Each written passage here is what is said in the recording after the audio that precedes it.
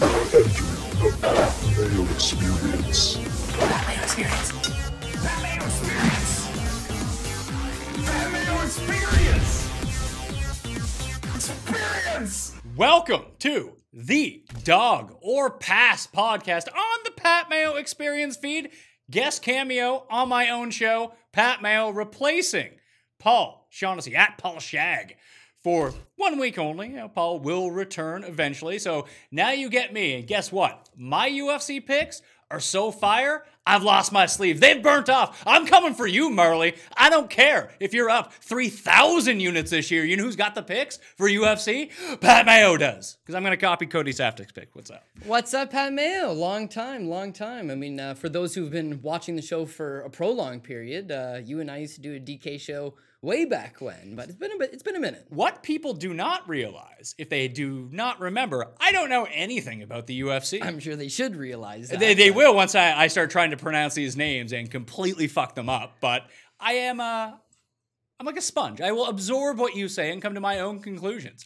I cashed out big like 2 weeks ago on that Vancouver card. Yeah, when Dog City. Hey, listen, you gave me a 4-1 dog. It's like, I'll parlay it with these other two guys. All winners. Yeah. So I expect to have the exact same thing this week. Yeah, what people also don't realize is once upon a time, you and I actually used to live together. We're roommates. And Paul started the show. Paul and I do Bookie Beatdown. And I think it's an awesome show. And like very little viewership. So I asked Pat, I says, Pat, do a show with me because people like watching you. We do the show, and it was a big factor in helping Bookie Beatdown get to eventually Dogger Pass, and now we're still running with it thanks to you. So yeah, guest cameo, I wouldn't have anybody else. No, but it's always better when Paul is hosting the show. We all know that. And like I said, Paul shall return, presumably next week. The winner of the 20 DK bucks from last week, Mickhead.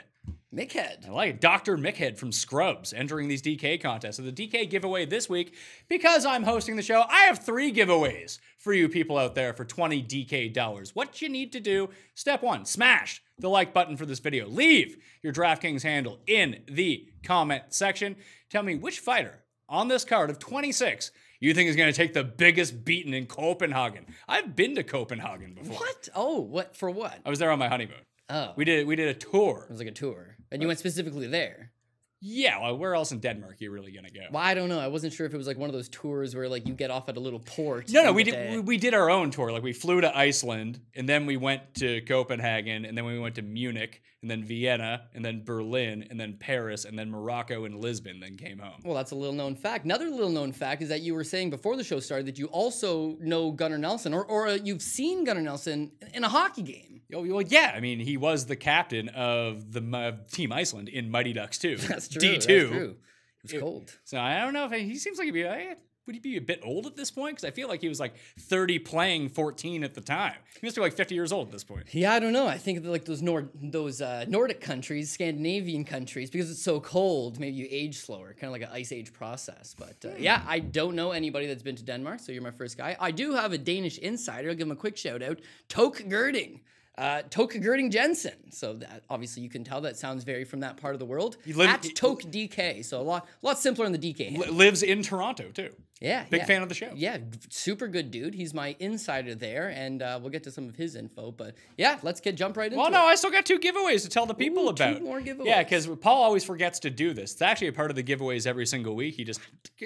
Paul, as a host, very good host, forgets like the minutia of actual hosting.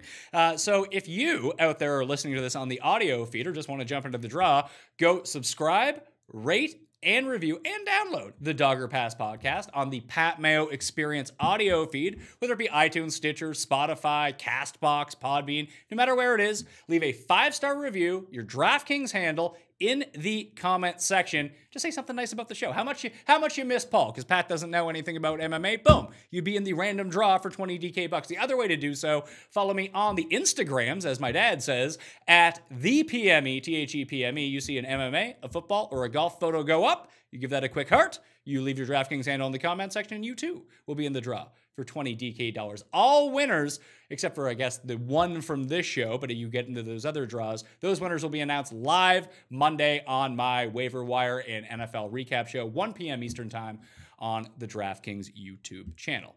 Perfect. That's how it's done. Awesome. People used to say, Remember how much people hated me when I hosted this show? What do you mean used to? I'm kidding. Right, But yeah, fair yeah. enough. But yes, I do. At least people are now finding Yeah, it through yeah, my yeah. feed, so maybe they have, an affinity for me. Yeah. Or maybe they're just here watching. Because we used to go on the Fight Network one too, where you're still at. You're at the Fight Network. If people don't know, but no one knew me like on the Fight Network YouTube feed. Like, who the fuck is this? Well, they assume Fight Network hired you to talk about fights. Yeah, I was just I was yeah. working like across the office, being like, hey, let's just do this DraftKings show. It'll be fun. yeah. We'll talk about all the fights. Like, who is this asshole? So I feel like wearing the no sleeves, I'm getting more in the MMA mentality. That's what I thought. Actually, when I first came in and I saw this, I thought I was actually doing the show with an MMA fighter.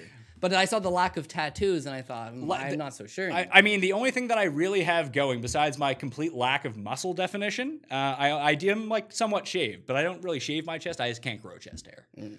That I have going on for me. I remember when we were in college, we did a radio roundtable, and you fought tooth and nail to the fact that MMA fighters were poor athletes, couldn't make it in other sports. And you even said poker players, better athletes, took more dexterity to go all in than to get into a cage fight. But I think you've come a long way, Pat, so I'm glad we're breaking one down. I only have that opinion when I do a show with you. yeah. In fairness. Just to get you a bit triggered. Well, exactly. You got to play devil's advocate. You want to get into these fights? Because I want to win some money. And Yeah. like I said, I don't know much about these guys, but you do. And these are like your sorts of cards, as I recall. Yeah, well, Like the scumbaggy European cards with like losers on them. here's the little benefit we've been having. When they go to the US, they're going to have run-of-the-mill guys, a lot of even matchups, tough to get an angle. But the last stretch of events, I mean, we've been all over. We've been in Abu Dhabi, we've been in BC, we've been in Mexico, we're going to Denmark, we're going to Australia. Pat, this is the season to crush some picks. So yeah, even just like every card, they're all dicey in some spots. But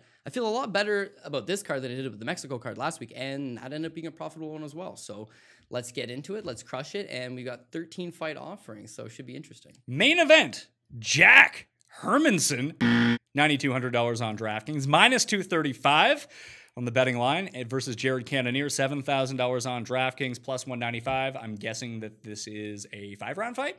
Yeah, 5-round main event. I mean, that's how it is when they're not title fights, but they're main event. Okay. It'll still be a 5. See, I'm learning here. Still learning, yeah. And this is a one where if it's going to go 5 rounds, it'll play out towards Jack Hermansson. I know you got your first one run with Hermansson. Oh, dude, we could put the but buzzer. you got Cannonier, fair enough. I feel like I've seen that one before. May have. But yeah, with Jack Hermansson, I mean, yeah, if it's going to play for a 5-round fight, I think it should play out in his favor. He's got the wrestling advantage. He's got the grappling advantage. I don't think he's got like the pure, I'm not going to say a size disadvantage. Cannonier, even though he used to fight at heavyweight, then dropped down to light heavyweight, now he's fighting at middleweight. He's completely jacked, but it's not like he's got the biggest stature out there. So I feel like if Hermansson can grapple with him, grind on him, hold him against the cage, tire him down, his best chances to win this fight will be 2, 3, 4, 5.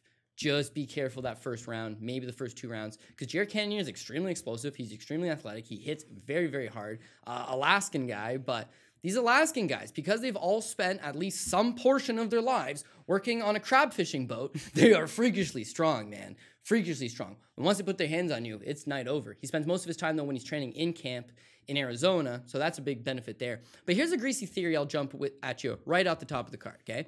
A lot of these fights, for the most part, it's European fighter, not necessarily from Denmark, but from a somewhat close surrounding area. So do we have like Finnish fighters on the card, Czech fighters on the card, Polish fighters on the card? We've like got the entire Sweden, thing? we got Sweden, we have Iceland, we have Now, obviously Denmark. Let me throw this out here. Yeah. Maybe not known as much for their MMA in these countries, more for their, I don't know, biathlon. What I'm saying, though, is that all of these guys were notified something like 8 to 10 weeks ago. You're going to be fighting September 28th on the UFC Copenhagen show. All of the opponents were notified 4 or 5 weeks ago. You may be fighting on the UFC Copenhagen show. Now they've all left something like 3 or 4 days in advance. Some of these guys are getting to Denmark today, right? And they're got to take on now I know it's not altitude, I know, but it's like the change of your routine, the going to an unfamiliar area, that's all going to factor in against you. And what I'm getting at here is in Jared Cannonier's case, he was in Alaska teaching kids classes a couple months ago. He was not aware of this fight. With Hermansson was made very aware from the beginning. You're going to headline this show. Might not have an opponent for you, but get ready, you're going to headline. Cannonier starts his camp a little bit late. He's got to travel from Arizona to Alaska and does the rest of his camp in Alaska, and then it goes from Alaska all the way to Denmark. Again, it's going to play towards Jack Hermansson the longer the fight goes. But Jack Hermansson, you can hurt this guy. You can knock this guy out, and that's Jared Cannonier's best path to victory is get this guy early, get this guy often, and take him out within 10 minutes. So as far as punt plays go, Jared Cannonier is $7,000. I mean, if you're looking for a guy that is going to go for that knockout and could potentially be a big play for you, that would be him. But I got to agree with the line, 235. I wouldn't pay 235 necessarily myself. I'd like to get it closer to 190, 200 at the most. I do see it as a close competitive fight, more than this line may suggest, but Hermansson should be the favorite, yeah. So these are the few things that I want to know, because I'm not going to be playing like mass DraftKings entries with these MMA lineups. I'd probably just play one and roll the dice on it. But if I want to bet it, like if you were setting this line, what do you think it should be? Yeah, I think I would set the line probably about minus 200 Jack Hermansson, and given that we have seen this guy hurt before, we have seen this guy knocked out before, and maybe Jared Cannonier poses that problem. Again, Jared Cannonier came to the UFC, he weighed 235. He loses at heavyweight, so he drops down to 205. Doesn't seem totally out of place, but doesn't have a great gas tank.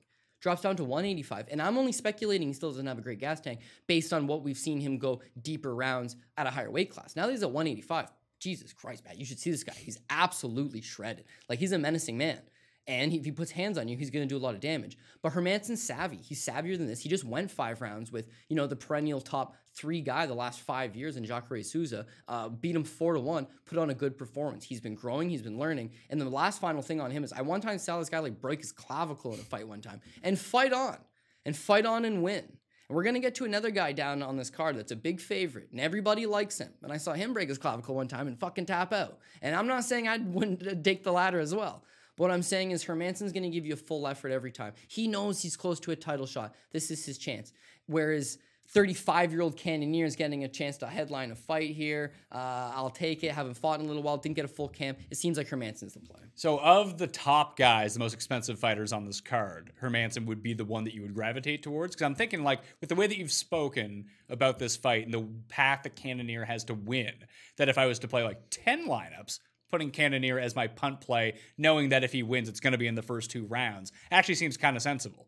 Absolutely sensible. Because again, if you're going to play Hermansson, you're paying $9,200 for Hermansson, and he's going to look to grind, slow the fight down. He may not get a finish. He may go by 5-round decision. And with those decisions, it's not as if he's a takedown central. Like, he's gonna slow the fight down. He's not one of these bantamweights or flyweights or even featherweights that are going to chain wrestle and get you 10 takedowns. He might be able to get 4, 5, 6 takedowns at the most and then control his opponent. There's not going to be a ton of passing because he's going to realize once he gets side control, once he gets half guard, that it's a better, probably more advantageous position. Hold this guy down, tire him down. Whereas Cannonier, throw that out the window. He's looking to knock you out. He's looking to knock you out in the first 10 minutes. He's far cheaper. He is the definition of a punt play, but he is the underdog. I do believe he should lose, but if I'm looking to take one single lineup, I'm playing that big GPP and I'm going for it. Depending on how this card shapes up once we break it all down, I got my eye on Cannonier. You could do worse than him. All right, so Cannonier, he's going to go into the bucket of potential punt plays once we get to the end, because I want to try to create a lineup. Not necessarily on the show, because I want that for myself. Of course. Yeah, we'll talk about the guys. Next fight, Mark Madsen. Yes. No longer on the Lakers bench. He's now 9,500, fighting in the MMA. Minus 600 as well on the betting line versus Danilo Belluardo. Belluardo, yeah. I think you're pretty close. Normally you always put an accent on it. You try to do a straight face, it threw me off. I always try to do Italian accents on everything. I presume this guy's Italian based on the way you said it. I mean, I'm giving myself a win on that one. No buzzer for me. Danilo. Danilo. Yeah, fair enough. Okay, so the big story here is that Mark Madsen is making his UFC debut. He is a treasured athlete in Denmark because of his Olympic wrestling prowess. So it's not the guy who played on the Lakers for like 10 years ago. No, he's much. That's good to know. That was in my notes. That's who it was. So bad notes. Thanks, Paul. I know. In fact, you believe that Mark Madsen from the NBA cut down to 155. It's like, presumably he must have cut off one, probably both of his legs. Might not be an advantage. This Mark Madsen, he's got all of his limbs operating. In fact, that's a check mark next to his name. Big one. He's being set up in a spot perfectly to win. It's not as if I'm super high on him. It's that this is a spot that they're almost trying to gift to him. So the story on Mark Madsen is that Mark Madsen is a Danish freestyle wrestler. He's silver medal a bunch of times at the Worlds, right? Which is a massive tournament. Just even qualifying for the Worlds and then go to medal at the Worlds would be huge. But he tries out the 2008 Olympics for Greco-Roman, doesn't make it past the first round. Tries out the 2012 Olympics. He wrestled for bronze, but he lost the bronze medal match, so he finished fourth. It's still pretty good. He was fucking amazing. He's an Olympian. In fact, he went to the Olympics in 2 separate years. And then he goes back in 2016, third Olympic run, and ends up getting a silver medal in that one. So fact of the matter is the guy's done it all. Now, between his second and third Olympic runs, he decides to try out MMA. He wins his first 2 fights, and then he says, fuck MMA, I'm going to try this Olympic thing again. Makes the Olympics, gets that silver medal. Perfect. That is a nice little bow to put on to his wrestling career, and then he's transitioned back. He's not wrestling anymore. He's back in MMA. How old is this guy? 35 years old, right? So now he's making his UFC debut by virtue of 2 things here. One, they're in Denmark, right? He's the local guy. There's only 2 Danish fighters on the card. They're going to put Mark Madsen on it. And he is a local hero over there. I mean, he's a sporting hero. So you're going to put him on. I get it. He's undefeated. That's all fine. The second thing is that this guy, not signed to the UFC, gets a run going. He doesn't have the most appealing style. He's a wrestler, and he doesn't have great finishing instinct. He's a little over-aggressive. If he gets a hold of your neck, he will squeeze on it. If he can ground and pound you, he will ground and pound you. But his finishing instinct's not top level. So I don't expect him to go into the UFC and now finish a bunch of people. So they're hesitant to sign him. But he gets a manager by the name of Abdelaziz. Jimmy Hart. Ali Abdelaziz, who is the greatest MMA manager currently. He's our Don King.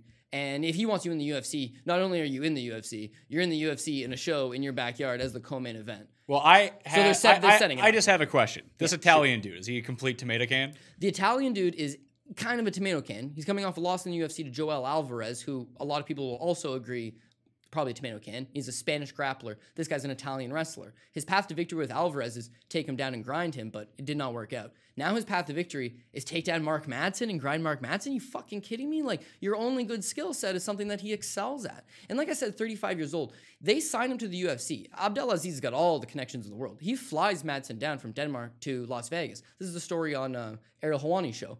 Mark Madsen goes to the UFC's Performance Institute in Las Vegas and takes like this athletic, steroids. Well, it takes it like athletic, like they test everything, like your muscle endurance, like your muscle, like they just run you through the gauntlet essentially, and then they compare you with all the results from every other athlete, not just fighter, every other athlete that's been in there, and apparently he crushed them all. Like he's a freak athlete. He's a freak athlete that knows how to wrestle, being set up in a setup fight in his own backyard in the co-main event. So like. He would have to slip on a banana peel and blow out his ACL for him to lose his fight, and I don't see that being the case here. But minus 600 is really high, and because I said he's not going to get a finish, he might finish Belluardo. I just don't know beyond this. I'm not going to pay the 9,500. Like, well, he's the biggest favorite on the card by a go pretty against substantial him, but margin. don't fade him. Like, as it comes to like parlaying this, because I know you do a ton of parlays. Yes. Are you gonna throw a minus 600 guy on your parlay? Because I see people do this in football all the time. Like they'll make a parlay and be like, "Oh, I'll throw the Patriots over the Jets on it." Well, the Patriots are minus 4,000. That is not really improving. Like you're just putting yourself at potential. What if Brady gets hurt? Yeah. Then you have not increased really the size of your parlay by any means, and you've just inherited risk. Is minus 600 a fair line in this fight? Because you said there's basically no way this Italian dude wins unless... Yeah, I don't think so. But it's MMA, which is a crazy sport, but I don't think so. 600 is a very fair price. It's that at the end of the night, do you want to be like, damn, that guy was making his UFC debut. He's 35 years old. I didn't know nothing about him other than he wrestled in the Olympics. And I just went blindly in on him. Like that could be a risky thing. But one thing I will say, and I can't speak for everybody, is that my book specifically, you get reward points. Your reward points are 7% of what you lose and 7% additionally on what you win. So it's a fantastic rewards program. The quickest way to get points to move up brackets are parlays. If you bet the Cincinnati Bengals straight up and they won and they were a dog, you get X amount of points, right? For your bracket. Yeah, but do you know... If you put the Patriots on, you know it now why, qualifies as a parlay. You know why they do this, though. To fuck you. They get you betting parlays. They sucker you into playing parlays. Of course, which is a sucker's game, but knock on wood, I mean... You've been good with them. I've been good with parlays. And it's the same thing with, like, you can bet Tristan Connolly, he's 4-1. You're going to win a lot of money. So bet Tristan Connolly at 4-1. But you know what? Why not put Chaz Skelly on a card, too? Like, what if Chaz Skelly wins, too? And it's like, oh, dude, he wins. And it's just like, oh, man. Well, what else can I put? And it's just like Glover Teixeira. Yeah, people like Glover, and he's also an underdog. So now that parlay comes through, it's like, fuck, it pays astronomical. Forget your 4-1. It's now paying like 16-1. And that's exactly what happened. That's exactly what happens. So sometimes there has to be, I always give away, like Paul and I, we always give away a Pogey Rob parlay at the end of the card, and it's just every fight. And it's just like, dude, put $1 on it. Will it hit? Probably not. But I've hit 3 of them in my lifetime, and they were all well worth it, right? So I used to say I hit one a year, but it's like I've been doing it for like 8 years. I've hit 3 of them, so it's not exactly one a year. Yeah, but if you're actually only putting like $1 on it, like the payout on that would be something like what, 300 or potentially more to 1. Yeah, absolutely. And this is how my traditional play has always been. But let's say there's 12 fights on the card. I'll put all 12 fights on the card on a $1 parlay. And then I look at it and I say, you know what? Of these 12, I don't like this guy at all. So take him off. Now you've got 11. Or maybe take 2 off that you really don't like. And it's 10. Now you put $2 on a 10-fight parlay. Peel 2 off. Bet $3 or $4 on an 8-fight parlay. 6-fight. You don't got to hit the 12. But if you do hit the 12, all of them hit. Yes. But if you just can get your 4-fight parlay, you're not going to lose any money. I don't know. It's just a fun way to... I know most people don't bet every fight. But it's like, I like betting every fight. At least if it's $1, which I'm not saying it is $1, but I'm saying at least there's some type of added interest. Yeah. Then you're more likely to be like, I want to watch this card from start to end. So who is a better DraftKings play then? 3 rounds of Mark Madsen at 95 or Hermansson at 92?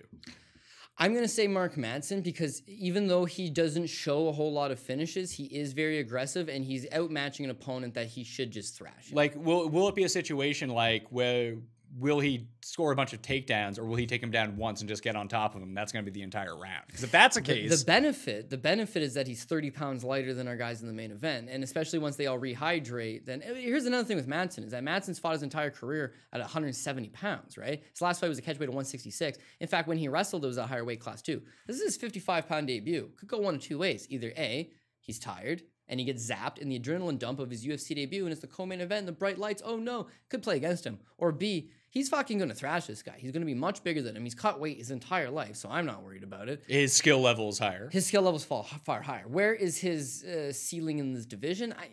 I'm not one to say super high, but Yoel Romero got a late start to MMA, but he was a freak athlete and an Olympic silver medalist, and he's taken it as far as you can take it. This Mark Madsen, I'm not going to say he's on the same level of athleticism as Yoel Romero, but the word on him is that he's a freak fucking athlete who is a fantastic wrestler, Olympic silver medalist, and once he puts the other skills together, can't strike like Yoel. Once he puts the other strikes together, like he potentially could be a threat to the division. I'm just not seeing it right now, and therefore I think I would try to hopefully he's high ownership, wins a stinky decision, and we're not a part of it, then we'll be able to catch those guys that played him in the lineup. All right. The next fight is Gilbert Burns against, you lost it for yourself, Gunnar Nelson. Now, it could be Gilbert Burns if he is Francais, but Gilbert. I don't know about that. Burns is 8,300 minus 145. Nelson 7,900 plus 125 here. How do you do with these fights, like DraftKings wise? Like, if you don't have, like, do you have a strong lean on this fight? And if you don't, do you stay out of this, like, low 8s, high 7s area and try to go with the super dog and the high price guys? Or do you, like, go towards the middle? Yeah, if I had a strong lean on it, especially because both guys have the type of style that if you got a good lean, like they've got the skills to score you big. It's just the way they match up against each other, I'm not fully seeing it. And if I was a Burns fan, I'd be concerned the fact that Burns has taken a lot of fights short notice. Now that he's back at 170, he's not exactly that big threat physically at the weight class. Taking fights on short notice, I mean, you especially saw in his last fight against Kunchenko, he gets tired, man. He can't push that pace for long periods of time. But he is such a good grappler. All he's got to do is win the first 10 minutes and coast. And he's kind of okay with that. That doesn't bode well for me on DraftKings because I don't want you to win the first 10 minutes and coast. I need you to try to finish this guy in the 3rd round. That's not, like I was talking about Hermansson. He's got one arm. He's trying to finish. He finished that fight, by the way, with the one arm. Whereas like Gilbert Burns would be like, I'm up 2 rounds. I'm just going to dance around the outside and not do anything. Smart, by the way. Very smart. And if I'm betting money line all day, baby. Would but you, as far as DraftKings goes, I would not want that. Would you take the minus 145 then? Like, would that be an active, like, if you were to make, let's say, a 5-fight parlay, would that be one of the ones that goes on it? Gilbert Burns against most guys, yeah, I'd be interested, but he's the favorite here at minus 145. He's taken the fight on about 2 weeks' notice, and his best path to victory, being his grappling, is largely nullified against Gunnar Nelson, who's also a pretty good grappler. Even though his wrestling, I'm not a big fan of Gilbert Burns' wrestling, he's able to peel guys to the ground. I just feel like Nelson's a little too quick on his feet. He's got better footwork, you know, coming from that karate stance, that karate base, that karate pedigree. When we're on this show, we call it karate. Karate, yeah. Well, being able to use that and just circle out and get out of there, it should work out to him. I would say Gilbert Burns, if this is a kickboxing match, Gilbert Burns is going to have a little more volume. He's got a way better kick game, I would say, and he's got a little more stand power. But he's not as accurate. He's not as accurate. He's not as precise, and that's kind of the mark on Nelson. People used to compare Gunnar Nelson to Conor McGregor. I don't see it. But was that in, like, drinking prowess? It was like when Conor first debuted in the UFC, and it was like, damn, both these guys are accurate strikers with awesome footwork. They're in and out of the pocket, and sky's the limit for both these guys. The boot on Gunnar, though, is this guy competed at the ADCCs. This guy beat Jeff fucking Monson, the Snowman. This guy is a high-level BJJ black belt. He's got skills that Conor could never acquire, so he'll be the better version. Just didn't pan out that way, right? Gunnar's got other issues. He doesn't cut no weight, and because he's always fought at 170 as a small 170, sometimes he gets the short end of the stick. His last fight against Leon Edwards, he put up a fight, but ultimately he lost the first 2 rounds, tried to rally in the third, didn't work. That is how this will probably play out. Gilbert Burns will probably win the first 2 rounds. Nelson will rally in the third, but it won't work out. Only now we've got Icelandic Gunnar Nelson in Denmark taking on Brazilian Gilbert Durinho in a fight that's largely going to be a closely contested battle. So I would have to say, and this is why we named the show this. Pass. It's a dogger pass. It's a dogger pass. But it's probably a double pass. Just pass. Yeah, fair enough. That's the smart move. Yeah. But I would say the minus 125 on Gunnar Nelson is certainly appealing. Plus 125. So yeah, sorry. The plus 125, the plus money is certainly appealing. The 7,900, like it's going to be one hell of a task to finish Gilbert Burns. So I'm not huge on that either. Like you said, probably better to just steer clear from that mid-range play. So next one, we have Khalil Rountree, $8,400, minus 135 against. Ooh, this is going to be a fun one. Now, this could secretly be Ian, but I'm going to go Ion Cutelaba. Yeah, you're pretty good. Ion Cutelaba. Oh, no, I fucked it up. Ion. Just depends where you're from.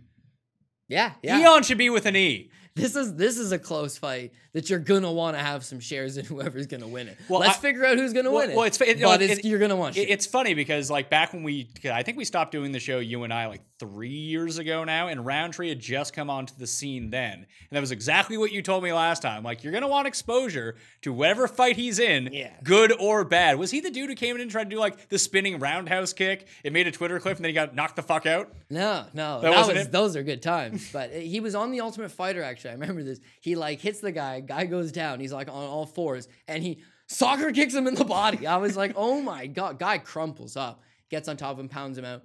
It's like, damn, Khalil Rountree is a menace. Then in the second round of the competition, he takes on his friend, Corey Hendricks. Unathletic white dude. And he couldn't pull the trigger. And it turns out he couldn't grapple. And that's what his big plaguing issue has been. He can't grapple, but if you stand in front of him, he is going to make you regret it severely. But he's a 50-50 fighter. What one are we going to get? Especially in this fight, where he's taking on another 50-50 fighter who can take his best shots, can give him back shots, but his Sambo background should give him the slight advantage. So I'm kind of feeling Ion Cutelaba again because he's the underdog, and he's only $7,800. But it's like, this fight's madness. Would you have, if you played 10 lineups, would you have exposure to both sides of this? I think so. I think so just because, honestly... Like, so this is like quick finish either way, basically. Probably. I don't know if... Yeah, I would bring it up right now. I'd like to see the odds on Inside the Distance, but it'll be huge because they both fight with... You can bring it up. Yeah, I know, but I got to keep talking as I look to bring it up. I gotta say, this is normally where Paul would interject and tell you about it. I feel like we talked about Khalil Rountree, and he ended up on like a New Zealand card or like a Southeast Asia card. It was one of the, or Australian card, like one of these ones that came out at like 2 o'clock in the morning. And we were really big on him, and he just fucked all of our lineups right away. That at least is my recollection. It could be someone completely. Does he have a giant afro? Is it that guy? No. Who am I thinking of then, if it's not this guy? I'm trying to think. A giant afro doing spinning stuff. He was spinning? I think he was spinning. Not much of a spinner. I mean, the thing is, if I saw the clip, that means it was like 2 o'clock in the morning. I was probably out of my mind. Yeah, like blackout. Well, I noticed a lot of time people put up a clip from like 60 years ago, and people are like, "What was that today?" Who was the guy who did like the backflip 2 weeks ago? Yeah, we bet against him. That was Tristan Connolly took on Michel Pereira, and Paul and I broke down the fact that this guy was probably going to go out there and do crazy stuff like that. It would tire him out. Tristan Connolly had a better gas tank. You would take him deep. That's how it went. This fight, by the way, it's minus 325 that it doesn't go the distance. If you were to bet Khalil Rountree straight up money line, minus 130. Khalil Rountree inside the distance, minus 125. They're essentially telling you there's no way Khalil's going to win this fight and it not be within the distance.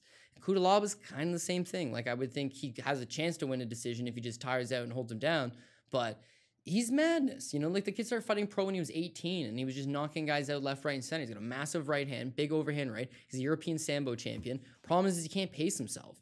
He popped for steroids once. He's Moldovan. Like, it's like a right of arms or something like that. Like, you're not a man until you pop for something. So he did, and maybe he's a better fighter because of it. I don't know. But his gas tank has not been affected whatsoever. Like he gasses. It doesn't matter. He's got a gas tank problem. Khalil Rountree, especially in his current condition, he seems like he can fight for days. It seems like he's not getting tired. His fight with Eric Anders, it's like he looked like a complete new man. But I mean, he broke Eric Anders very early in that fight and dropped him multiple times. So like, what version of Eric Anders was committing to going after him? I don't know. What version is Ion Cutelaba committed to getting after him? I do know. So here, this is what it comes down to, Pat.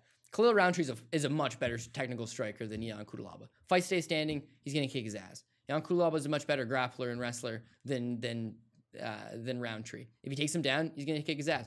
Neither guy's going to be able to fight for longer than 7 minutes. So, like, pick your poison. It's another situation where I almost feel like it's a dog or pass, but I also favor grapplers against strikers, and I'm really hoping that Cutelaba's done enough, put in enough time to realize, don't stand in front of this guy. Everybody that stands in front of him pays a dire price. Get in on him. Take him down. Grind him. All right. And then that would be his way to get the win. Cutelaba. So let's start with the easy one for the next one. Oleksiejczuk Preux. He is $7,100 plus 190 against Michael Oleksiejczuk is what I'm going with. Oleksiejczuk. Michael Oleksiejczuk OSP. Robin St. Preux. Not to be confused with GSP. Now, see, if it was GSP, I'd feel very strongly about knowing someone in this fight. Yeah. I recognize the name OSP, but I feel like he always loses. Well, especially recently. There was a time where OSP was like the hot kid on the block. I mean, he played football for the University of Tennessee like 3 or 4 years. And I mean, just like a physical specimen. I remember when he fought in Strikeforce, he comes in. First time I ever saw him. And my buddy's just like, I got the other guy. I was just like, oh, I'll take this guy. He's like, do you know this guy? And I'm like, he had beat Jason Day, who's a Canadian guy. You mean the professional golfer, Jason Day? Yeah, not a hard fight. I'm not gonna lie to you. The guy suffers from vertigo. Well, he had beaten Jason Day, but the motherfucker's branded, like physically hot iron branded. With a name like Ovang, I never bet against those guys. With a name like Ovang St. Preux, is he from Louisiana? When you played football in Tennessee. Yeah, sorry. But like with a French name, like generally in the States. He's Haitian, right? Oh, okay. And so I think a lot of Haitian people, there's a high Haitian population in Louisiana, so you could be right on that. I felt like some reason I thought, maybe I can bring it up here, but I thought for some reason he was from... Well, in the when the French were expelled from Eastern Canada, they were all sent to Louisiana. So that's why there's a gigantic French population. Yeah, I watched a good movie on it, actually. Because it was still a French colony at the time until it was purchased. Yeah, he's Haitian-American, born in Florida, fighting out of Tennessee. All right. Yeah, who knows? Big X for me. Not only a bit of a world traveler. Not only a mispronunciation buzzer, a geography buzzer on me as well. Yeah, OSP had a little role. You know what I mean? Like he was getting better. He was proving to be an issue, and fighting at 205 pounds, like it's just not exactly the most stacked division. So he was picking up some momentum, getting going. But I just gotta say, now 36 years old, I think we've seen the best of OSP behind us. He is certainly susceptible to both getting submitted, both getting knocked out. When he does stay standing, doesn't really throw all that much. You know, he's kind of telegraphs his shots and takes his time. Does he got big power? He's got big power, but you're not seeing it translate anymore. It kind of all started around he gets a title shot with John Jones, gives a good account of himself. But then he loses to Jimmy Manuel, who knocks him out, and Volkan Oezdemir, a fight that the guy took on a week's notice, and OSP effectively threw no punches in. So you go from fighting John Jones in a world title fight, big business, to then losing to 2 lesser-known contenders in fights that you were favored in. Goes and beats not exactly high-level guys, and then, again, he's hitting another streak here. Latifi chokes him out. Dominic Reyes beat him in a decision in which he didn't really throw anything and got knocked out in the 3rd round, but the buzzer rang, so they gave it to him by decision. And Nikita Krylov submits him in the 2nd. Like, the wheels are falling off here. So whereas this other kid is on his way up. You mean, oh, baby, Mikey O? Oh, baby. Oh, baby. Yeah. Should he be a minus 230 favorite, though? Yeah. And especially, like, at $9,100 here. Yeah. So we talked about Madsen at 95 and Hermansson at 92. As a minus 230 favorite, is he the preferred high-end play?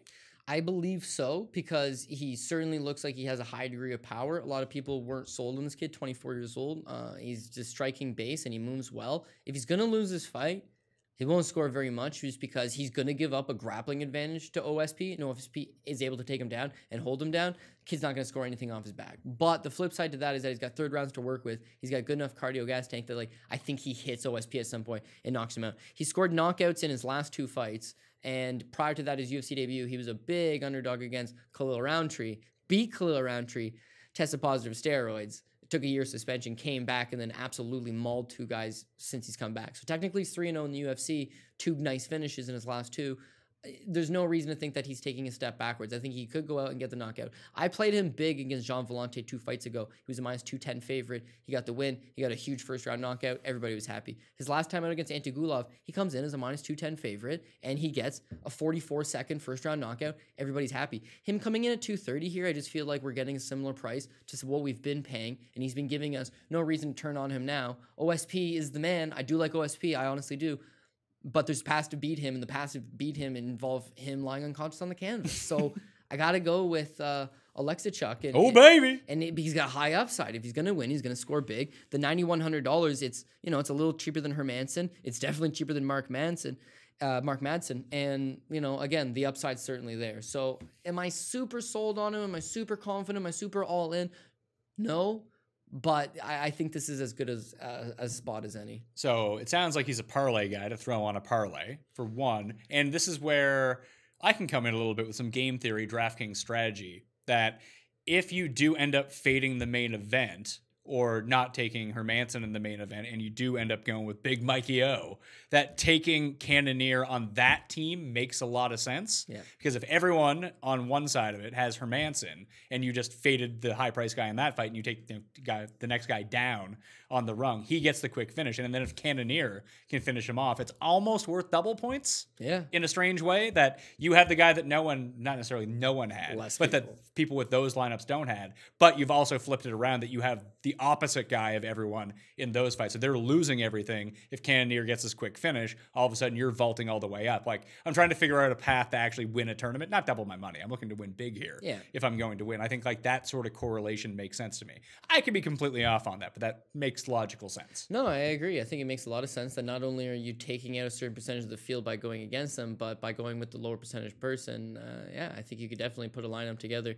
You just need that little bit of luck. I mean, here there's a case where... You need a bit of luck? You need a lot of luck. You need a lot of luck. Because every week it's that you're going to take guys that are considered punt plays like Jerry Cannonier. I mean, like, ultimately, like, we can give you a Tristan Connolly play. We can give you that big dog. But, like, if you want to win a GPP, you need a couple of them. And so... essentially what a GPP lineup is a fucking parlay. You need all of them to win. You need to go 6 for 6, and you need them to have good performances. If you go 5 for 6, you're winning cash games all day. You're winning small tournaments all day. You're not winning the dream big, People have realistic expectations of what they want to win on fantasy, and then people have like that dream big. If you're going to dream big, you got to take that risk. Yeah, of course. Next fight is Alex Oliveira. He is a minus 155 favorite, 8,800 on DraftKings versus Big Dick Nick Dalby. $7,400 plus 135. Big feels either way in this one?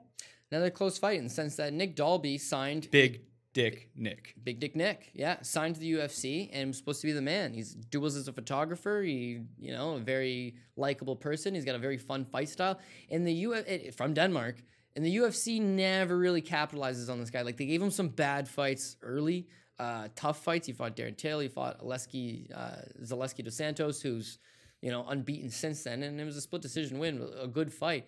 He just never really capitalized on the moment, and then he sort of faded, and then he retired. He was released, and that was the end of it. And now he needs the money. No, it turns out he's got a massive drinking problem. Oh. So it's just like, his career just like utterly went to shit, and he's really down on himself, and he gets real fat, and his like photography career also goes to shit. And then I guess he decides, I got to get back going. He gets back on track, gets on the straight and narrow, starts winning some fights, gets going a little bit, gets a little bit of momentum, so to speak. And now they're in Denmark. They need a guy. He's coming off a no contest in his last fight. The ref, Mark Goddard, called it because there was too much blood. But it was a good fight. And it's not necessarily a good fight he was winning. It was a good fight that it happened as a no contest. It was a fun fight. Now they're in Denmark. We're going to put him on the card. We're going to squeeze him in as the first fight of our main card, because, he's a local hero here. Or not a local hero, but he's the local fan favorite here, and we're going to give him that one more shot. He doesn't match extremely well against Alex Oliveira, but he matches up good enough in that. Dalby's rugged, man, especially now that he's sober. Like, motherfucker goes. Like, he's got a good gas tank on him. He'll grind. He can push it. It doesn't matter if he's down 2 rounds. It doesn't matter if there's 5 seconds left in the fight. He will grind with you. And Alex Oliveira, especially now that he's at 170, grinding him is the path here. He just doesn't seem to have the cardio to go 15 minutes. That's another theme you're going to see here, is that like there's a difference between being the better fighter and being able to fight, say, 1 or 2 rounds and being able to push that pace. And that's what Dalby brings to the table. So on a card like this, where you're talking about guys that don't necessarily have the best gas tanks in the world, would this be it's hard to, like you mentioned, it's hard to predict what upsets are actually going to happen. But this sounds to me like a potential big upset card. It could be a big upset card. I look back at Mexico last week, 7,200 feet. Thank you to my boy Art of War. 7,200 feet. That is the altitude. So the automatic assumption here is that a lot of these guys are going to gas. And if they are going to gas, we need to get the guys with the superior cardio gas tanks. And even if they're the underdogs, let's load up on those underdogs. But for the most part, not a whole lot of guys gas, even at altitude. Now, Paul and I talked about Sydney Howard Eubanks and how she would probably gas because she just gasses anyways. She has a history of gassing. Putting her at altitude ain't going to help. And to be honest, she was a big favorite that gassed and lost, and that was the dog of the week, was going with Bethe Correia, fading that gas tank. When I look at fighters that are the superior fighter, she's better than Bethe Correia in every way, right? You could make an argument that Michelle Pereira, if this is only a 5-minute fight, might be a better fighter than Tristan Connolly in every way, but it's like you got to fight for 15 minutes. And Alex Oliveira, he's very entertaining, but he's entertaining because he goes out there and he finishes guys quick. And he finishes low-level guys quick. And he has to have a significant grappling advantage over them to take them down, beat them on the ground, submit them, ground and pound, whatever he needs to do, but he needs to rely on his grappling. It was way more effective when he was 155 pounds. But now at 170 pounds, they're just as big as him. They're as strong as him, and they're probably better grapplers than him. Dalby's bigger than him. He's stronger than him. Well, he's not stronger than him, but he'll be able to, he won't use all of his muscle the first 5 minutes. He'll be able to keep going. And I think his grappling's better. His wrestling's not.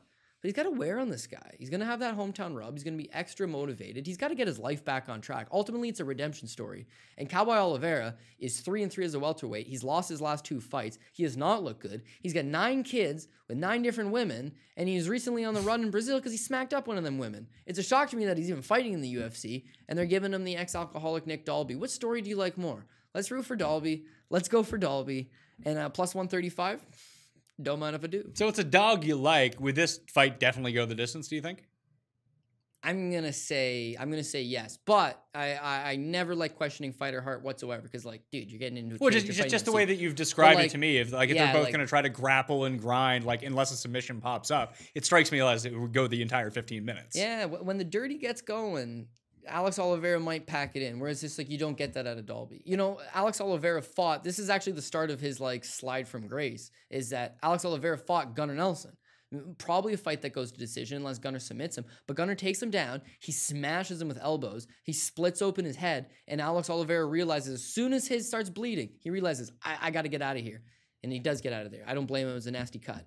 If Dalby gets on top of you, he's going to smash you with elbows. He's going to make you question why you want to be in there. And he knows why he wants to be there. He's going to have those fans behind him. I do see him pulling off a dog win. All right, next fight we have Alan Amedovski versus John Phillips. 8,200 versus 8,000 on DraftKings, minus 120 to even money for Phillips. So you're just paying the VIG on this fight. You could do worse. Phillips would be considered another punt type play, but he's $1,000 more than Jared Cannonier, and they've got the exact same puncher's chance here. John Phillips was known as pass, straight up pass. Yeah, he was known as the white Mike Tyson. And then when the UFC signed him, they were like, who was the white dude Mike Tyson knocked out when he came back? McNeely, I want to say his name was, when he got out of jail. Yeah. And he just annihilated him. Yeah. And then, that was, Peter McNeely. Peter McNeely, yeah. Yeah, killed him. Yeah, wasn't pretty. You know what? In many ways, I was thinking about this on my walk here, John Phillips mimics almost like a Mike Tyson. When he was young, fuck, man, this guy's got power. He puts them hands on you, it's good night. But still also similar to Mike Tyson. Obviously, they never got to the same, levels. But it's also similar to Mike Tyson. Like, as this guy got into his mid-30s, like, he got slow and lazy, and, like, there's nothing ever improved. If Mike Tyson at 21 would have fucking killed Mike Tyson at 31. You know what I mean? Mike Tyson at 19 might have killed Mike Tyson at 31. But what you're saying, they did not age gracefully. But, I mean, neither is Phillips. Part of that too could be that Tyson never stopped fighting like the best guys either, did he? Yeah, fair enough. I mean, it's boxing. Do you ever fight all the best guys all the time? No, but really. Eventually, between going to jail and coming out, and then him taking time off and doing whatever, it's, hey, you should fight Holyfield. hey, you should fight this other top guy because we can sell the pay-per-views. Fair, Well, what fair. I'm saying here is that the way you're describing this to me is Captain Phillips. I'm the captain now. I'm the captain. I don't know anything about Amedovski, but this probably isn't the highest quality of fighter. Even if he is slow and he is old, he probably still does have that one punch that knocks this guy out. You're goddamn right he does. He just doesn't set it up. That's the concern. It's that, like, he's got power, but his hands are always really low. He just wings hook from the hip side. He does not throw kicks. He does not grapple. He just marches you down and tries to wing hands with you. And it's an awful game plan that has led to him having an awful record in the UFC. It's astonishing to me that he's still in the UFC. But he's got that type of fan-friendly style that you don't mind keeping him around. This is the interesting thing here, right? He signed to the UFC at the end of 2016, okay? His first fight was supposed to happen in January 2017. Only Phillips says, I'm actually hurt. Doesn't fight. Okay. They book him December 2017. January 2017 to December 2017. Took the whole year off. Okay. They book him against Eric Anders. Only Phillips is hurt. Now he debuts in the UFC almost 2 years after they signed him. Okay. He got choked out in the first round.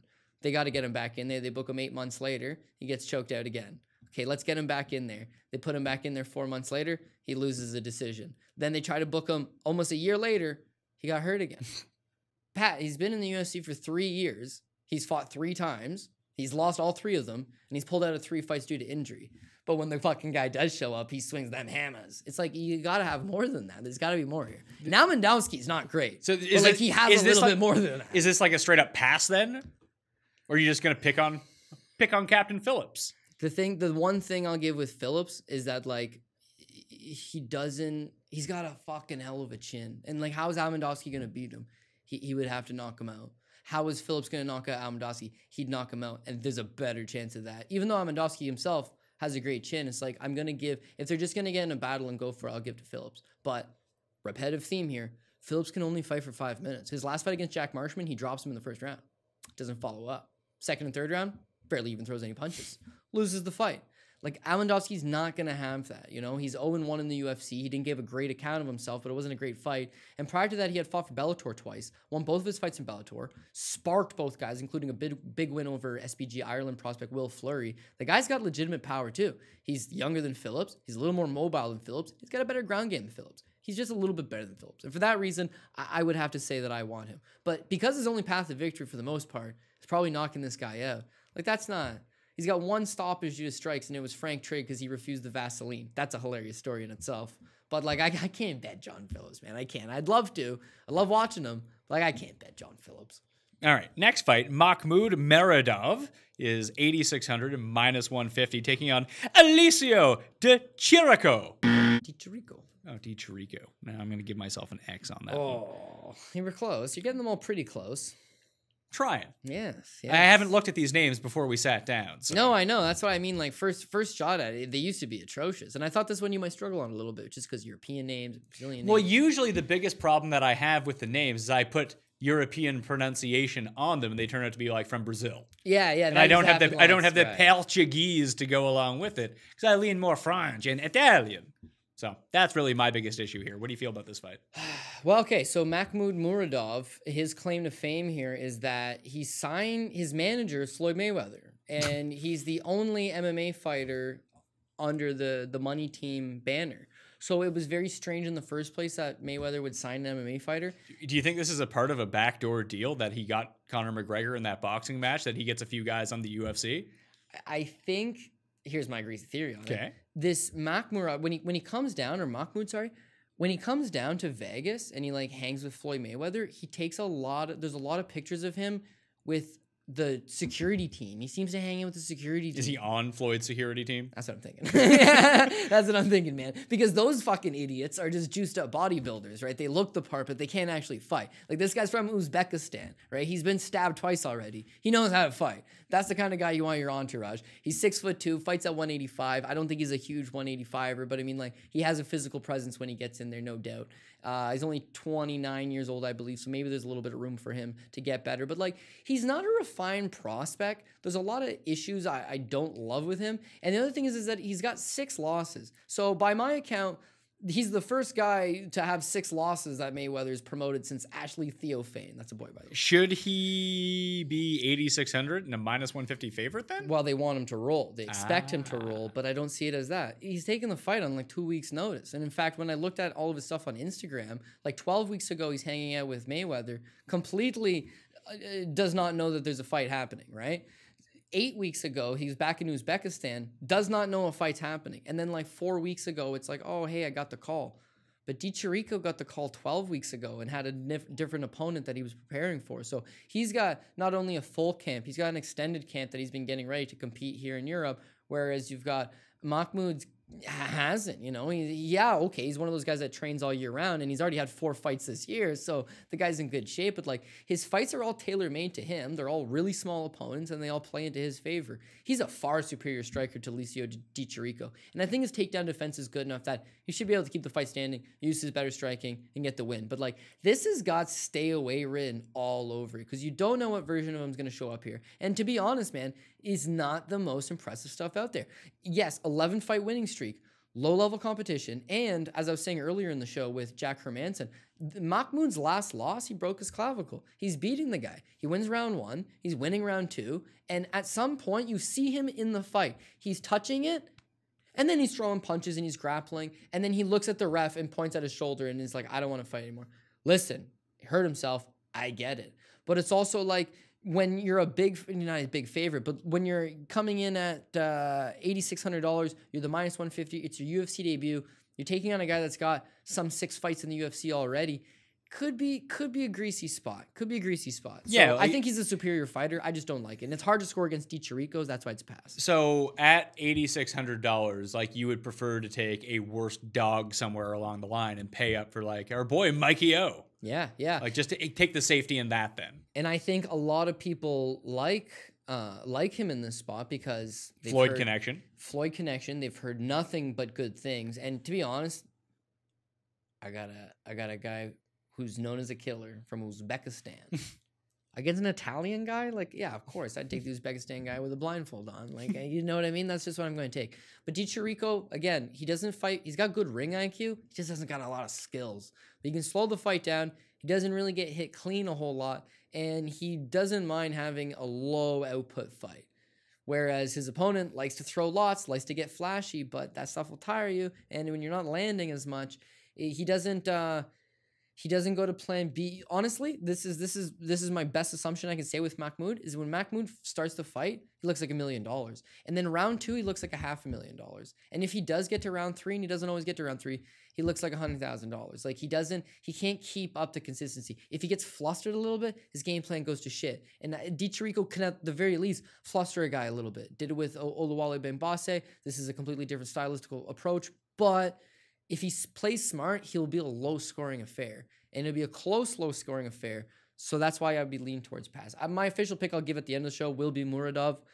But I got a bad gut feeling about this. I'm usually high on these guys. Well, gut feeling. I'm just going to make a note right now to take this off of a parlay. Yeah. I don't want to use... Because he looks like parlay material, but he's not. Like, okay. He could be the apple pie share this week. Oh, here we go. You ready for this one? If I'm ready.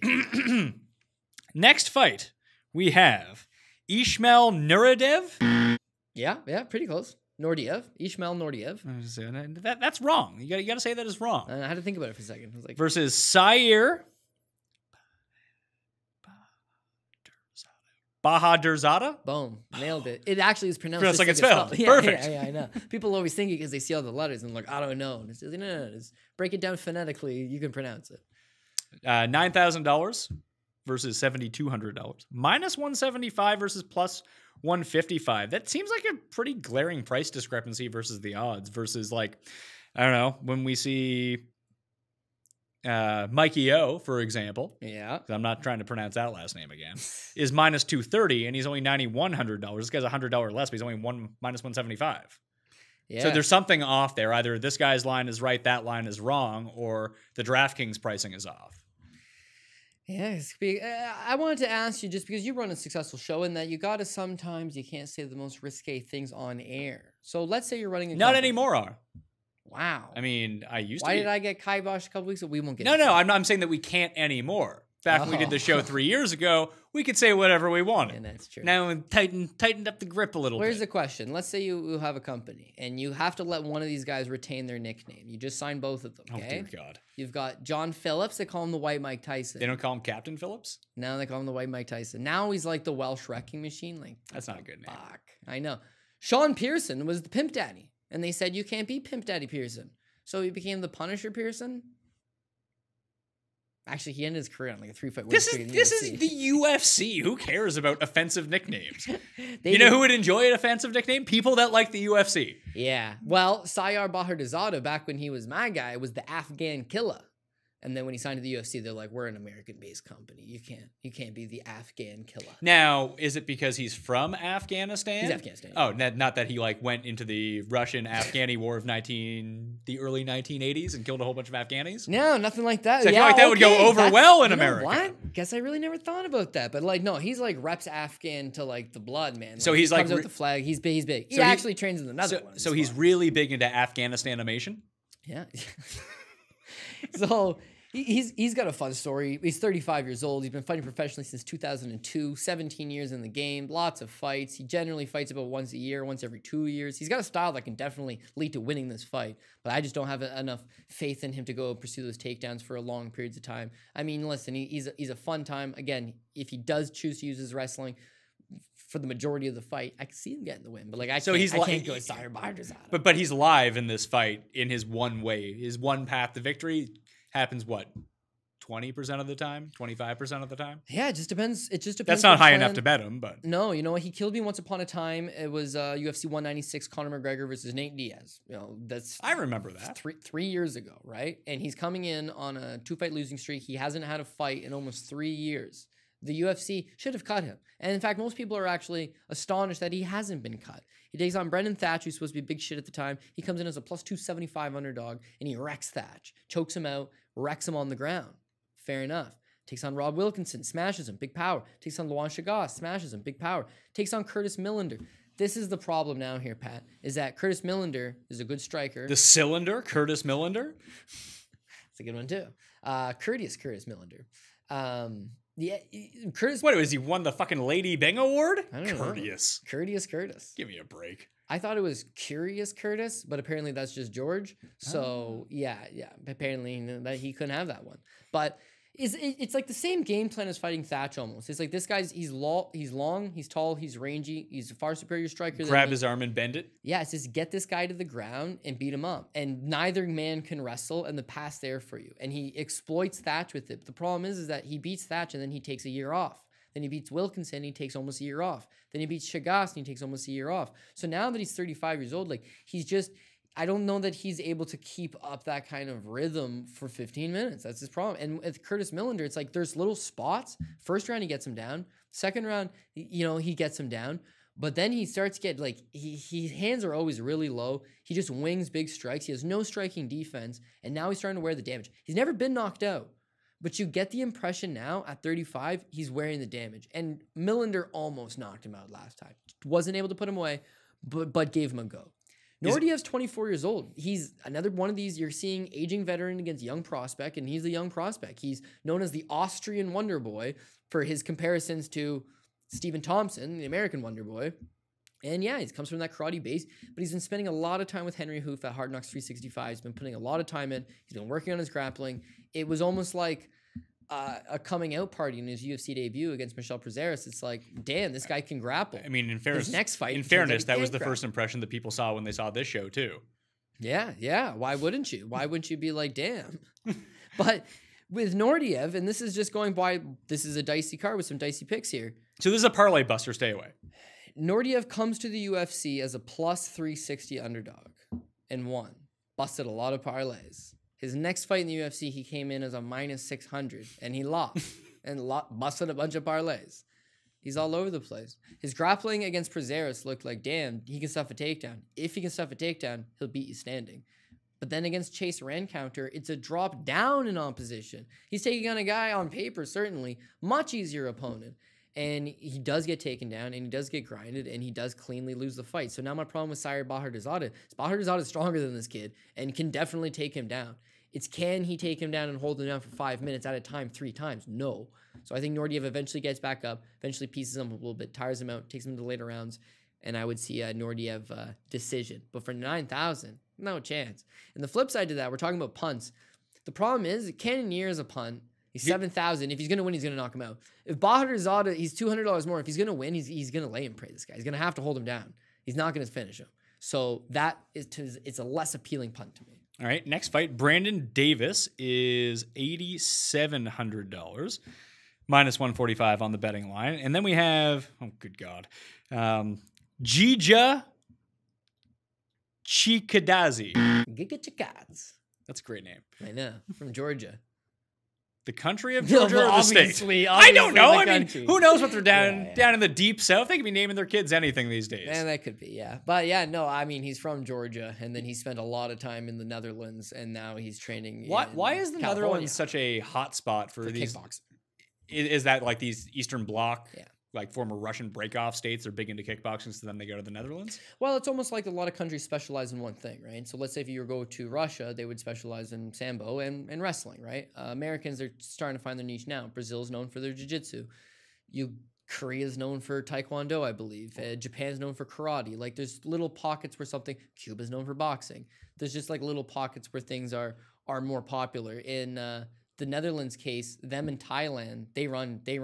Thailand has Muay Thai, and the Netherlands have like Dutch kickboxing, but those are the 2 best styles in the world. In fact, for my money's worth, Dutch kickboxing is the best style in the world because there's a little more emphasis on throwing your hands, which is, I think a huge component. And also when you fight in the UFC, like you got to have more than a kick game. Well, I would think too that like if you're just going to compare Thailand to the Netherlands, if you looked at the average size of a person in the Netherlands versus the average size of a person in Thailand, like people in the Netherlands are fucking giants. That's why they're also very good at speed skating because they're all like 6'4" and super long.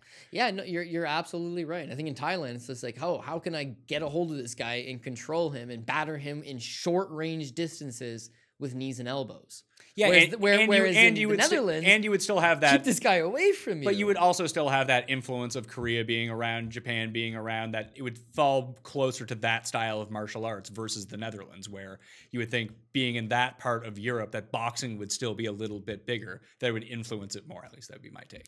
Yeah, I don't know. I guess the Netherlands have always been into traditional martial arts, and I think as time progressed, I mean, they got big into kickboxing, but they're also, I don't know, they just kind of got it mapped out. And I don't think they really progressed in the ground fighting skills, but a lot of guys gravitated there when they want to be world-class kickboxers. And in Chikadze's case, he wanted to be a world-class kickboxer. Well, it turns out he wasn't because he's $7,500. Well, he's like 36-8 in pro kickboxing, right? He fought for the Glory promotion. It's probably the world's best kickboxing promotion, where I believe he held a 6-3 record and was widely regarded as a good kickboxer. Not a great kickboxer, a good kickboxer. He's got something known as the Giga kick, which is when he hoofs you in the liver and effectively folds you over. Been training his whole life. Kyokushin karate background. Like I mentioned, spent a lot of time in the Netherlands.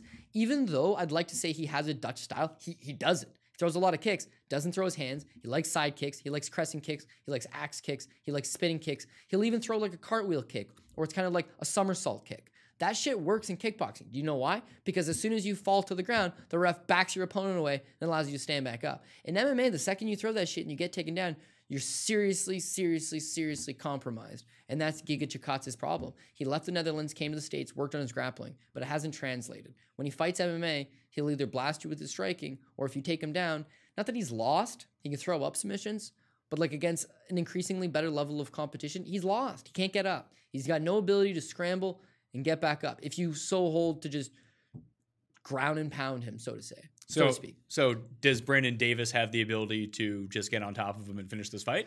Brandon Davis does have the ability to do that. I just don't know if Brandon Davis is going to. Nor do I have any trust for him. I mean, he's generally on the receiving end of wrestling. Guys usually don't want to strike against Brandon Davis. So what do? They take Brandon Davis down. He wants to strike. Well, now he's got a striker, but it's not a smart move to strike against Giga. You're probably going to want to take this guy down. Does he have the cage IQ to actually go through with that game plan? No. Because I feel like we talk, like you, Paul, talk about this all the time, and you specifically talk about is that you can lay out the path to victory for these guys, but some guys just won't do it. Yeah, I mean, but that's, you know what the tough part about breaking it down is let's say you look at a guy in Brendan Davis, right? And you're like, hey, Brendan Davis versus Enrique Barzola. He got taken down 10 times. It's like, okay, Brendan Davis versus Zabit Magomedsharipov. It's like, okay, he got taken down 6 times. It's like, okay, well, what about his last fight against Kyun-Hyu Kang? It's like, he got taken down 4 times. It's like, fuck, man, why is this guy always getting taken down? He's easy to take down. And Giga's easy to take down. But just because Brandon Davis can take Giga down, he's not given us any reason to believe that he will take him down. Yeah. Other than he's got to have a coach that tells him, this is the move, this is the play. Austin Springer beat this kid by taking him down. Go in and take him down. Giga Chikadze's got perhaps the greatest manager in the game. I'll tell you why. I thought the other guy was the greatest manager in the game. It might be the same. Does he have Classy Freddie Blassie or Captain Lou Albino coming out with him? Yeah, I think it's the same guy that manages him. But he loses his pro debut. He loses it. Fighting for the company that his manager actually matchmakes for. Shit. Loses it though, right? He fights a guy that's 0-0. He wins. He fights a guy that's 1-10. He wins. He fights a guy that's 0-13. He wins. Then he fights a guy that's 0-1. And he wins. Okay, that's strange. But he's on a 4-fight winning streak. But the best guy was 0-0. Because you can make at least a claim he was undefeated. I would say the guy who's 1-10, at least he won a fight. So then he takes a kickboxing match, which he loses. Comes back to MMA. Fights a guy that's 0-0. Okay. Then Dana White says, we got a Contender Series show. Come on the Contender Series. Show us what you got. His manager gets him on Contender Series. Despite the fact that he's never beaten a guy better than an 0-0 record.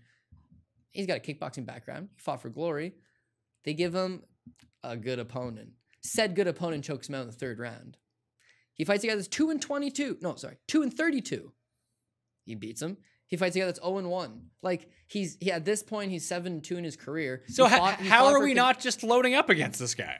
He sounds awful. He does. The way that you've described it, he sounds I know. Absolutely Bush League. Well, he can strike. He's got a great kick. That's all he's got. He's got a good body kick. That's fucking it. That's it. Well, it seems like he's doing it against people who can't defend themselves. He's fighting me.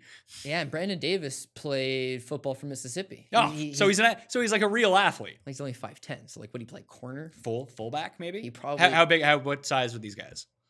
This is 145. All right, so it wasn't fullback. This is 145. Yeah, so he played free safety or he played corner. Apparently he was way bigger. He was like 200 plus pounds or something. Okay. But since he came to MMA, he's smaller guy. No, he's a good athlete. He's got a lot of heart. He's got a good chin. He pushes the pace. Got good cardio. I like that. Is that I would have to know.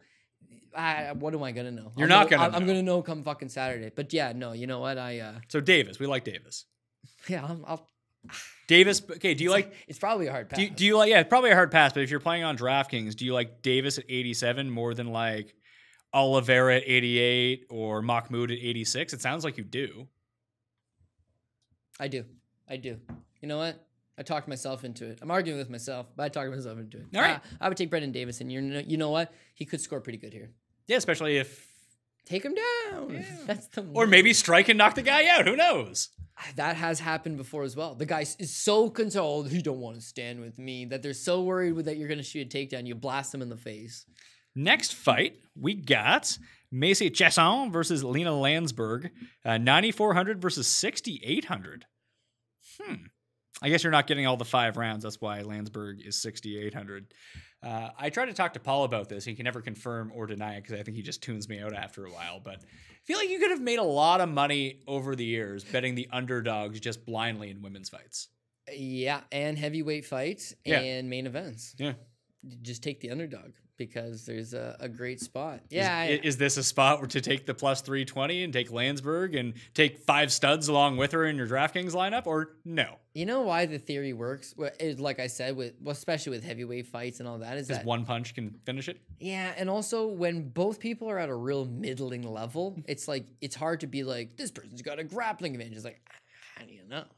This person's got a wrestling advantage. Like, they're both pretty bad. Like, how would you give the advantage? Like, the dog's got a chance. But I don't know, man. This is a style clash. I always bet on styles make fights. I don't care if you're on a 10-fight losing streak against a guy in a 10-fight winning streak. If you're fighting guys that are 2-32, if you're fighting guys that are 1-10, you could be on a 100-fight winning streak. It does not matter. It's how do you match up with the opponent in front of you. Lena Lansberg is a European Muay Thai champion. Once upon a time, she's 37 now. And, you know, she's a Swedish mixed martial arts standout. Macy Chiasson is a rugged 30-year-old American fighter who is going to take her down and going to smash her. I was worried a little bit with Chiasson coming out of the Ultimate Fighter. She won the Ultimate Fighter at 145 pounds. The natural assumption is that she would have to fight at 145 pounds. UFC doesn't have a 145-pound division. Like who fights? So there? she's big. She's big. But Felicia Spencer, Cyborg, and I guess Amanda Nunes are like the only 45s that they really have. So this girl realizes it's a long ways before I'm fighting them. I don't want to rush to fight them. And there's nobody else to fight. So I'll make 135. She makes 135. She cuts a lot of weight. She's huge. And she smashes the girl. Okay, now her next fight. If she gasses, this is going to be a problem. No, she keeps getting better with Pat. She keeps getting better as the rounds go. Like, she's got a good pressure game. She's got a good ground and pound. She'll take Lena Lansberg down and smash her off. The best case scenario is that Lena Lansberg doesn't even get finished in the first round. So that actually, that's a lie. I got a bone to pick with DraftKings. Sometimes like ground strikes don't really get picked up as significant strikes. Yeah, that's actually not like the scoring is done by third party. Because that got me last week. So take it up with whoever the stats provider is. Yeah, because it's like fighter X scores 100 significant strikes, and then DraftKings listed as 22 of them being significant, but they're all on the ground. So it's like, damn. Because in Chiasson's case, it's like she could land standing, but whereas I'm worried like Brendan Davis, get the fight to the ground. Your best path is there. Chiasson knows where her best path, her best path is. She can strike a little bit, but she's not stupid enough to realize or to think to herself, now's the chance to try out that striking against Lena Lansberg, who's literally only way to beat me is to catch me with something. She'll take her down, she'll smash her. I think she goes right through it, rinse and repeat. If you're gonna pay up for somebody, the $9,400 on her. Oh, really? Seems You think she's the best one? Yeah, I think she's the best play on the card. And you know what? She's a 4-1 favorite, but I like her more than I like Madsen, and he's a 6-1 favorite. So Chiasson has got me, at least for now. I believe in her because she's fighting the Lena Lansbergs of the world. Where she'll progress beyond this remains to be seen. But I think this is in her favor all day. So start your teams with Chiasson. Yeah, the only reason it's not bigger is because Lena Lansberg won her last fight against Tanya Evinger, but just like so circumstantial, and the way that Evinger fights and the age and the the interest level, like totally different opponent, totally different matchup. Chiasson should roll. I would take her. All right, 2 fights to go. We have Malk Diakiese. Is that what I'm going with here? Diakiese. Diakiese. So he's not like Diakiese from baseball. No. Although the names look similar when spelled on the page. Versus Lando Vannata. Groovy Lando. Vannata. 8,500 versus 7,700. Minus 155 versus 135. Interest in this fight or no interest in this fight? I got a lot of interest in this fight. I like this fight a lot. Okay, so you have a side in this fight. Yeah, I do have a side in this fight. The one thing I will admit, it's going to be hard to persuade you because I like Mark Diakiese. The thing is, Pat taught me this once upon a time, and I can't even really say that he's all that wrong. He says, don't trust Mark with a C. It's a soft name. It's a soft name. Imagine if it was Mark with a K. The confidence you would feel. Look how cool Mark O. Madsen looks, right? But now imagine that K had a C. It would look real soft, wouldn't it? Yeah, you'd be like... You wouldn't have near the confidence in this guy. Let's see what this guy looks like, though. Who, Diakiese? Oh, yeah, I'm taking Diakiese here. Yeah, we're taking He has the Wesley Snipes Demolition Man haircut. And they call him Bone Crusher. Yeah, let's take that guy versus this guy who looks like he lives in fucking Portland and smokes weed all day. Yeah, New Mexico, pretty close. Yeah, no, just Lando Vannata is fun times, but like the best of Lando has been seen, and that's what it is. To steal a line out of Robin Black's playbook, he seems like a flim-flam striker. Like, what he does throw is real exciting. If he does catch you with it, it'll do a lot of damage. You know, catching Tony Ferguson with the spinning back fist, it was huge. But so it's like the backflip guy. It's just like the backflip guy. And just like the backflip guy, once it doesn't work in the first round, the wheels kind of fall off for Lando Vannata. Lando Vannata's had a bad run recently. He's won his last fight, but over pretty much the worst opponent they could possibly find for him. It all starts off with the David Tamor fight. It's a striker versus striker. Lando on paper is supposed to be a good, refined technical striker, but he's taking on a guy that actually is fundamentally sound.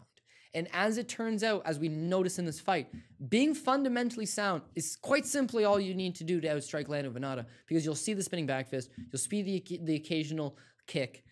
There's just not enough. Okay, now he takes on Bobby Green. He rearranges Bobby Green's life in the first round, but then he landed an illegal knee. So it's a 10-8 round. The judges gave it 10-9. But they officially gave it 9-9 because of the point deduction. In the second round, he starts off good, and then he falls apart. In the third round, he's done. He gets a draw because of the point deduction. Takes on Drakkar Klose, technical striker. Beats him in every element of the fight. Wins the 30-27, clean across the board. Next fight against Frevola. Almost knocks out Frevola in the first round. But when he doesn't, he gasses out. Sorry, he almost knocks Frevola out in the second round. Loses the first, almost knocks him out in the second, gets a 10-8, loses the third. Gets another draw. He's got 2 draws in his last 5 fights by virtue of he'll have a round where he looks awesome. But the other 2 rounds, he does not look nearly as good. His last fight against Marcos Mariano, it's like, we don't even need to get into that. If you're watching the show by this point, you must know who Marcos Mariano is. I don't. I'm a part of the show. It's a free win for anybody in the UFC, and it was a free win for Lando Vannata that night. So he takes the free win. So now he's coming off a win. But I mean, Mark Diakiese is, I'm not going to say, I think he's faster. He's definitely rangier. I think technically he's the more pronounced striker. He's going to be a little sharper than him, and he's going to use that reach. He's going to touch him. I think if Vannata tries to switch off to his wrestling, he wrestled for like 1 semester in Colorado before dropping out of college. Well, like I don't think it's enough. And to that effect, even though Diakiese's the British fighter, I think that he could turn the page. And I think he may be able to score some takedowns on Vannata himself. But I like it. But to wrap up on Vannata, then my last little story on Vannata is that Vannata comes to the UFC with that big fight over Tony Ferguson. He's undefeated at the time, okay? This is just a little history on Vannata. He's undefeated when he fought Tony Ferguson and he lost. He's a Greg Jackson, Mike Winkeljohn fighter. That's his thing. Oh, they got this little gem that they've been hiding from us.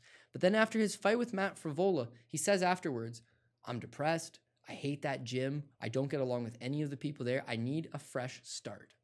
So what does he do? He leaves Greg Jackson and he goes to a Greg Jackson. It's called Greg Jackson Acoma. Greg Jackson Acoma. It's in Acoma, New Mexico, as opposed to Albuquerque, New Mexico. Apparently they're not far from each other. Greg Jackson's gym used to be this building. And then the gym expanded, so they moved to Albuquerque. This guy and like 5 ragtag guys that weren't getting along with the rest of them went back to the first gym. It's still branded Greg Jackson's, only it's not Jackson Winkeljohn. It's Jackson Acoma. He's training with like 1 or 2 other guys. He's not in a good headspace right now. He's not in a good headspace. You're not going to see a more improved version of him.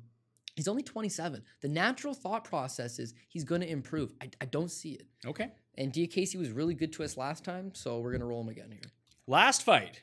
Jack Shore, $8,900, minus 165 versus Nolan Hernandez. Yeah. They call him Nolan Hernandez. Jack Shore, you got right. Jack Shore, I got that one. I'm pretty confident on Jack Shore. Yeah. Minus 165, plus 145. For Nolan Hernandez. You know what? This is a throwback to the way it used to be. You have a pro boxer versus a grappler.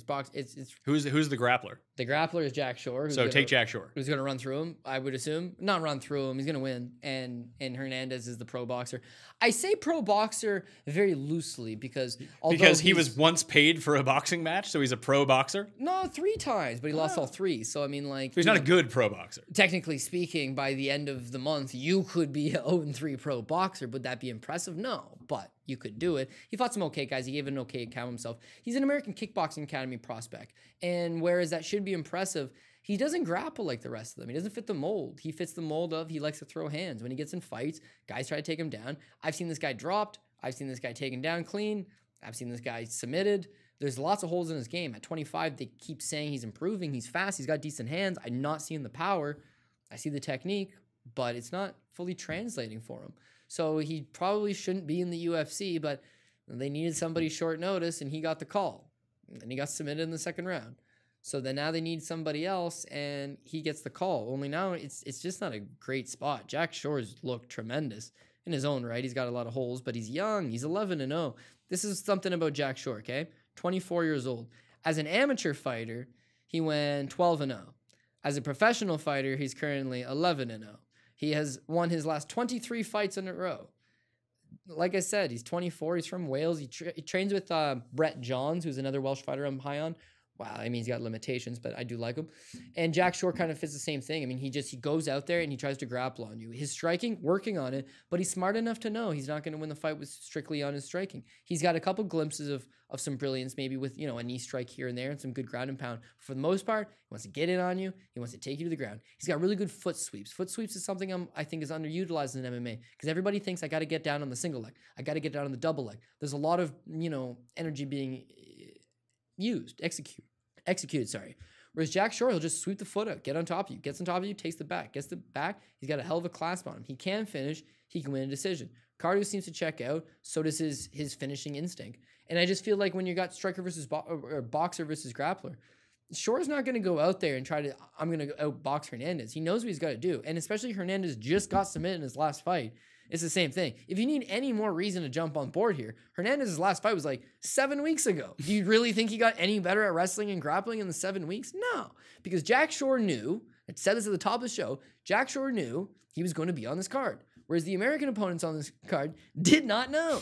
So we've got full camp and much better style, undefeated. Everything's going for, I'm not so worried about Octagon jitters because he's the first fight on the card. Nobody goes to the venue for the first fight on the card unless you're listening to the show at this timestamp. You're this far into it. You're one of us. You're going to the show right from the beginning. But most of these people won't. I feel like it'll be as much as, you know, most of the Cage Warrior shows. Also, he's been able to go fight in Belgium. He's been able to go fight. He was in the IMAF tournament in London a few years ago. He's from Wales. He's done a little bit of traveling here and there. I got confidence in Jack Shore. Minus 165. I love that money line. And the 8,900. Yeah, I'd be in on that too. I can't get a whole lot of 9,000 plays. And as we talked about Chiasson being 9,400, like maybe you're going to have to pick and choose depending on how you decide to sculpt your own respective lineup. But I feel like on a card that I probably don't seem overly confident on a lot of these plays, I like Jack Shore. Well, here's the thing. As you've been going along, I've been writing down your confident plays. And while you were talking, I just bet a 5-fight parlay. All right. That pays just over 7-1. So it's Chiasson, minus 390. Diakiese, minus 155. Mikey O, minus 230. Brandon Davis, minus 145, and Shore, minus 165. Okay. Those would be the 5 guys. You don't like Davis that much. You've now talked yourself out of him, I feel. I would say if I was to give a confidently, this would be my play, I would say I would take those 3 fights. The first you said, Diakiese, Chiasson, and Shore. Yeah. That's got to pay a little over 2-1, I would imagine. It pays. And you're eliminating the risk of Brandon Davis and Oleksiejczuk. Let's see here. If we put those ones together. Oleksiejczuk. What'd you say? Shore? Shore, Chiasson, and Diakiese. Shore, Chiasson. And they fight back to back to back to back very early on in the card. So you win some money on that. Then you can throw down a little bit later on. Yeah, of course. If those 3 pay plus 234. So just over close to. So I figured it'd be a little over 2-1. And those are what I would say would be my 3 more confident plays. All right. But, so if you're constructing DraftKings lineup, that's the core you would go with, you think? Those 3? They're not like, they're pricey, but they're not super duper pricey. Like Shore is only 85 or 89. They are pricey. 89, 85, and 94. Do you have 3? Yeah. Like if we're gonna have a punt bucket of DraftKings people. Yep. Who are we looking at then? It sounds like Cannonier is one you're looking at. Yeah, if we're going for punts, we're going Jared Cannonier. I'm gonna bet this Cutelaba. I mean, it's not really a punt. He's 7,800. $50 on that one. Let's do this. $50 pays 1. John Phillips is 8,000. That's a punt right there. You like Phillips? Not as much as I like Cannonier, and I am picking against Cannonier. You like Dalby too, right? Yeah. Dalby doesn't have that. Like he'll have to grind and get it late. But if we think that these 3 can win that you're talking about, I would put Dalby on what we're constructing right now. I would put Dalby because of the lineup or the parlay. No, the parlay. I will have Dalby on a parlay, I'm sure, but I'm trying to give the audience a winning suggestion. Yeah, because not necessarily put it this way, Cody's mad brain wants to go with. Like, yeah, Cannonier, if he wins, he should, based on the way that you've talked, that he's going to score a bunch based on the way that he can win. Yeah, Dalby at 74, you just need him to win. Yeah, like he doesn't need to score 150 points. If he scores like 70, if the rest of the if everybody else comes through, everyone else comes through, that's all you're going to need in that situation. Yeah. No, exactly. So those are the key 5. Diakiese, Chiasson, Shore, Cannonier, and Dalby. Can't give out an entire team because we're not allowed to do that. But that's a good core to start with. That's what they told me. To give my quick money line rundown for old Pogey Rob. Oh, one sec. This one could be greasy. The Pogey Parlay? The Pogey Parlay this week. One sec here. I gotta write down the time code. Just so people, if they're looking for the Pogey Rob Parlay. Yeah, if we want to get greasy, we'll put Cannonier. But because I want Pogey Rob to get the money, we'll go with Hermansson. We'll go Hermansson, Mark Madsen, Gunnar Nelson. That's one dog. One sec. Hermansson, Madsen, Gunnar Nelson. That's dog number 1. Where's Ion Gunnar Nelson? Cutelaba, dog number 2. We're going to take Oleksiejczuk. We're going to take Nicholas Dalby, dog number 3. We're going to take Amedovski. He's minus 120, kind of close to even. We're going to take Muradov. I don't love it. I really don't. We're going to take Naurdiev. He's the favorite. We're going to take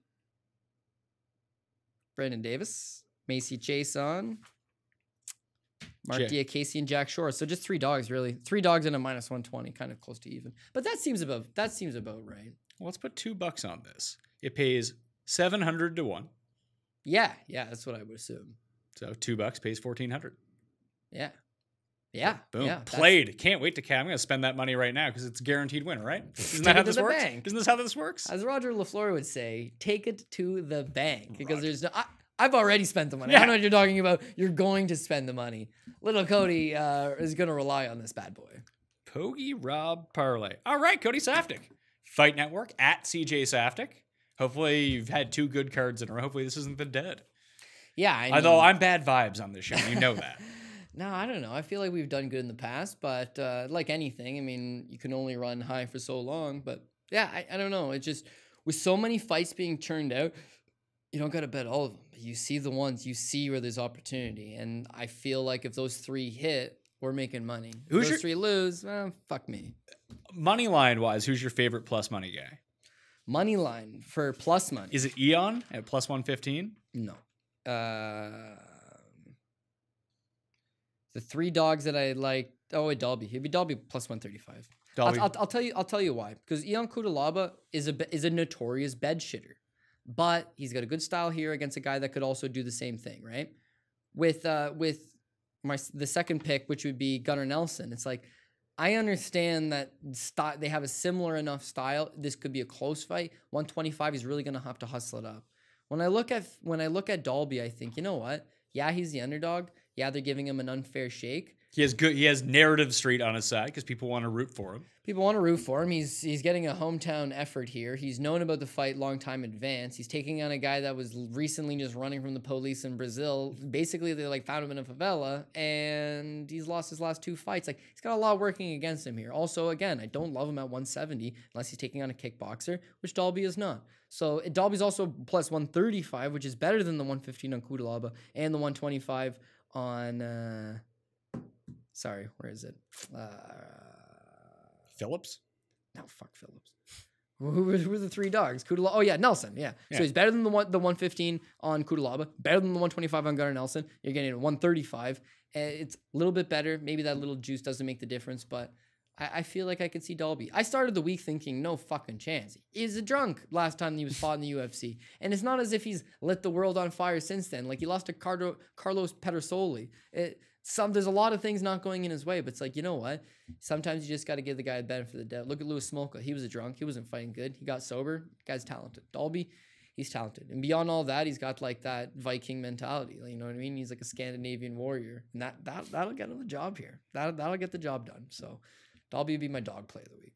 At CJ Saftic on Twitter. You can check out the Fight Network as well. You can follow me at the PME, Twitter, Instagram, the Facebooks. I got NFL shows coming out almost every single day of the week during football season. And hey, if you're one of these like 1%ers that loves both MMA and golf, my golf stuff is still coming out as well. So you can check all of that out. Get into the draws for the 20 DK bucks. I give you 3 ways to do so. That is at the top of the show, but rate and review, smash the like, follow me on Instagram. Those are the easiest ways to go about this. Thank you all for watching. Paul shall return soon. I'll see you next time. MMA experience! Experience!